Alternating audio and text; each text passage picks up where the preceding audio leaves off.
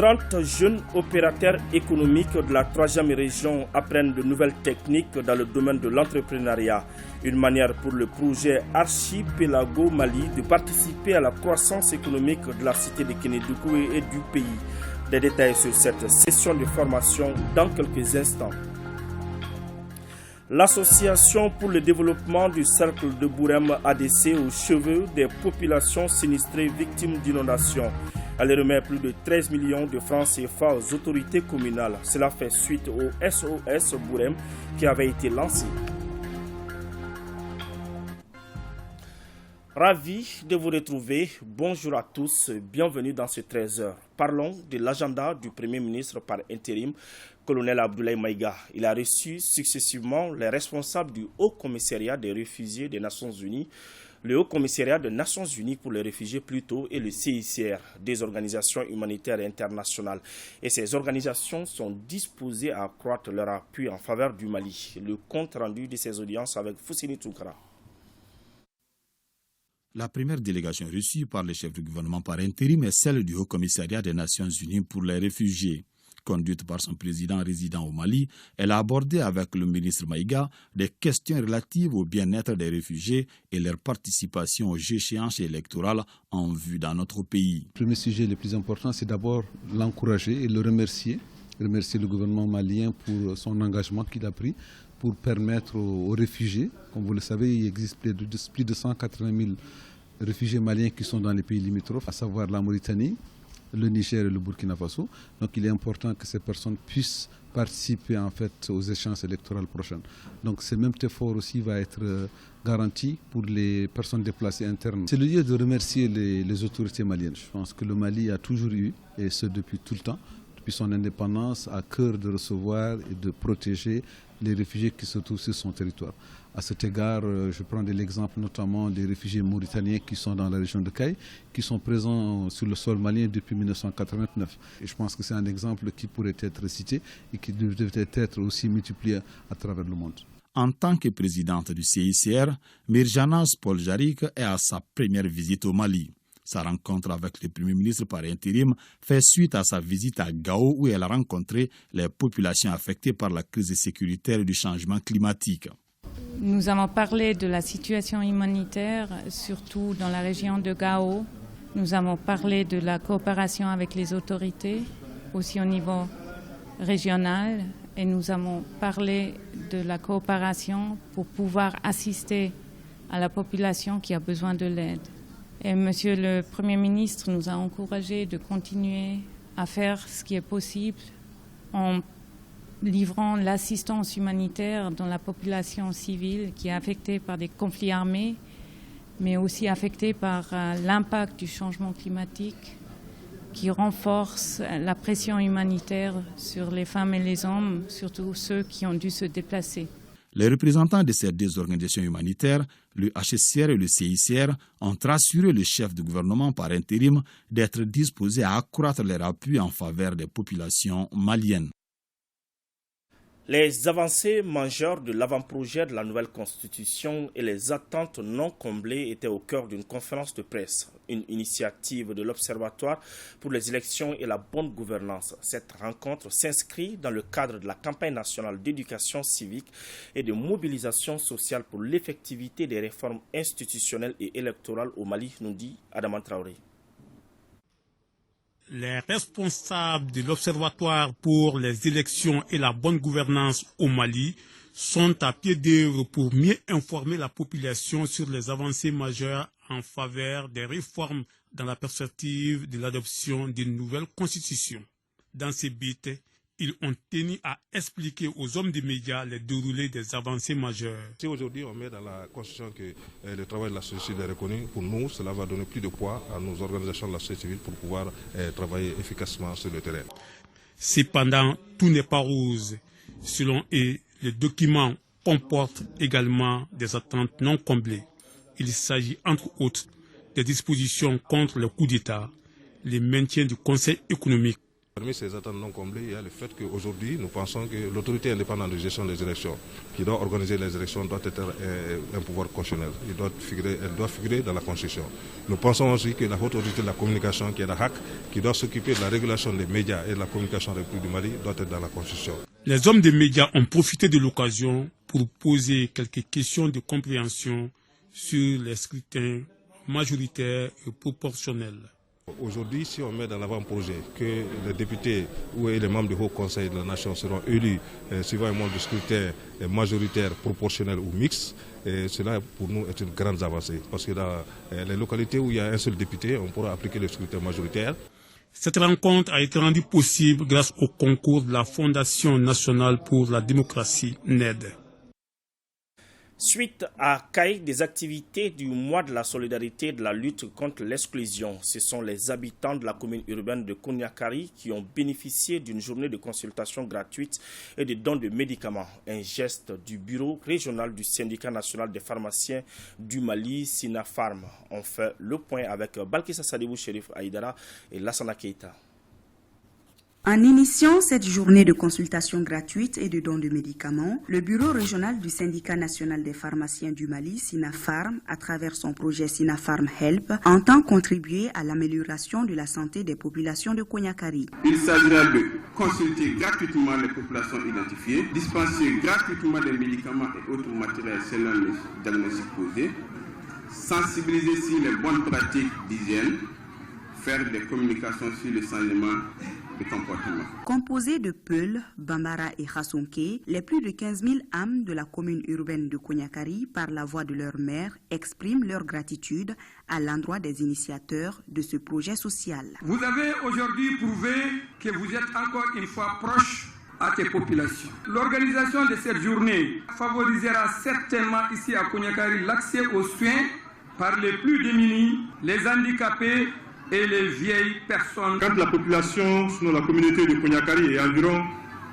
je leur demande plus d'attention et de disponibilité aux activités en vue d'une meilleure prise en charge de leurs propres problèmes de santé. En marge de la cérémonie de lancement, le gouverneur et sa délégation ont rendu visite à Mamoudou Touré, 111 ans, doyen d'âge de Koniakari.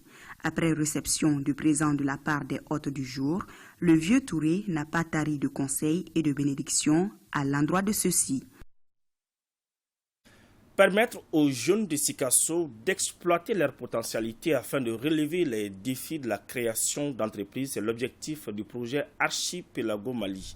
Il renforce les capacités entrepreneuriales de 30 jeunes opérateurs économiques de Sikasso à travers une session de formation.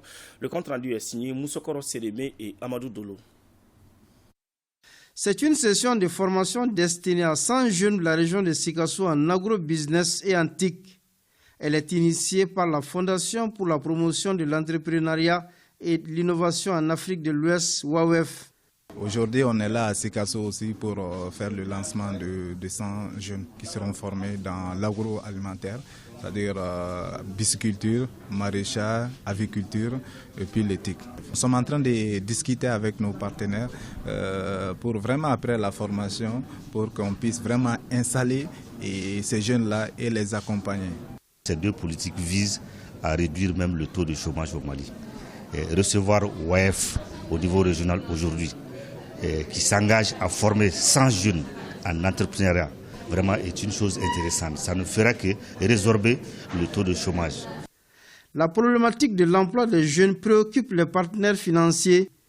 Notre pays est résolument engagé depuis quelques années à faire du secteur agricole l'un des principaux leviers de son développement économique qui passe par le renforcement des compétences des acteurs.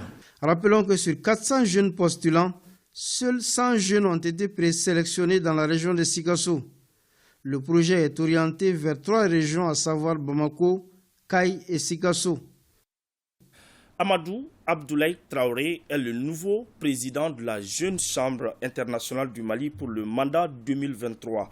Il a été élu lors de la 27e convention nationale de l'organisation tenue à Ségou. C'était en présence de notre reporter Fousseni Samake.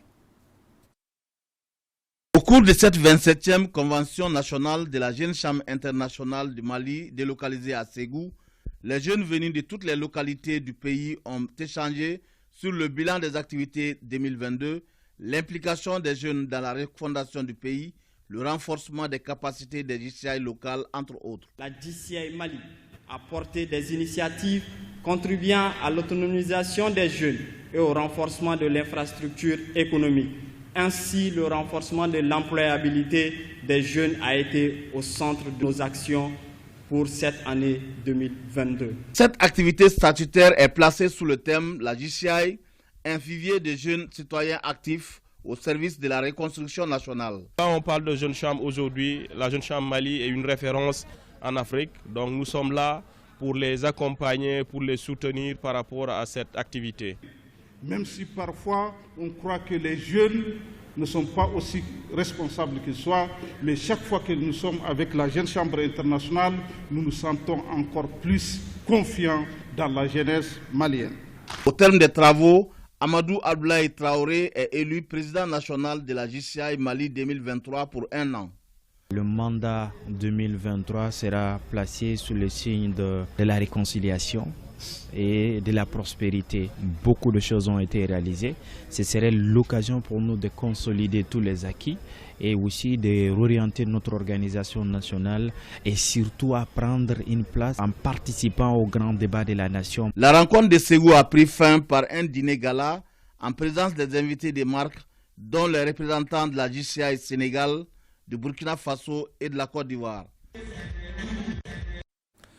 Restons à Ségou, une trentaine de jeunes suivent une session de formation sur les composantes boucherie, viande, mécatronique et entrepreneuriat.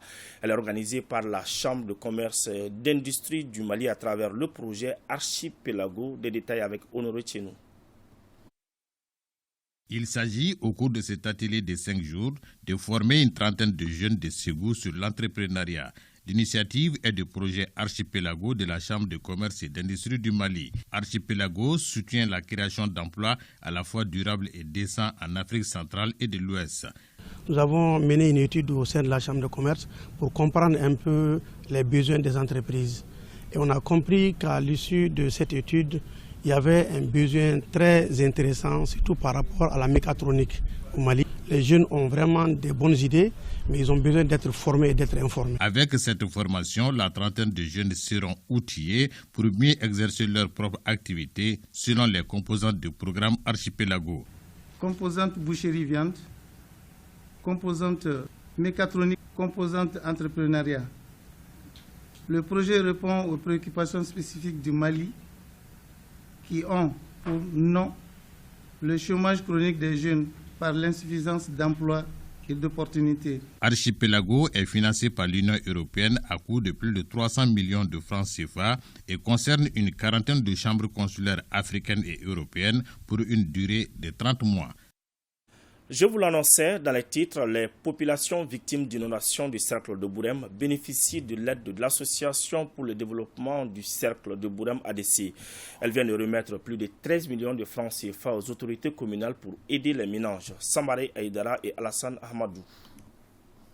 L'Association pour le développement du cercle de Bourem ADC vole au secours des victimes des inondations pendant cet hivernage dans la circonscription. Des pluies diluviennes ont causé d'énormes dégâts matériels et c'est ce qui justifie cette cérémonie de remise des fonds collectés par l'association pour venir en aide aux sinistrés. Un système de plaidoyer auprès des bonnes volontés et des bienfaiteurs pour la mobilisation des fonds pour venir en aide aux populations affectées par les inondations et qui a permis de mobiliser la somme de 13 360 000 francs CFA pour le compte des sinistrés des inondations. Au nom des 4 communes bénéficiaires, le premier adjoint au maire de Bourem a salué les initiateurs de cette action humanitaire et tous les contributeurs. Les mots me manquent pour exprimer ma profonde gratitude. Des gestes symboliques qui vont montrer le degré d'attachement à leurs parents qui sont nous, qui sont ici à Bourem. Que le grand Dieu Tout-Puissant vous accompagne. Pour les autorités administratives, ce geste rime bien avec la politique nationale du développement social. Cette cérémonie cadre parfaitement avec la politique nationale de l'action sociale et humanitaire, ainsi que celle de prévention et de gestion des crises et catastrophes naturelles par les plus hautes autorités de notre pays. Rappelons que les 13 360 000 seront répartis entre 668 ménages. Restons dans le nord du Mali. La journée des Nations Unies à Tombouctou a été marquée par deux activités majeures, notamment une conférence débat sur le thème dignité, mémoire et justice et un match de football entre MINUSMA et Agence des Nations Unies. C'est ce que nous dit Nadim Babassi. La journée des Nations Unies a été célébrée à Tombouctou en présence de l'ensemble des organisations du système des Nations Unies. Une journée mise à profit pour faire connaître l'organisation et ses missions à l'assistance composée des jeunes scolaires du secondaire, curieux de tout savoir sur les Nations Unies. Plus que jamais, nous devons faire vivre les valeurs et les principes de la Charte des Nations Unies partout dans le monde.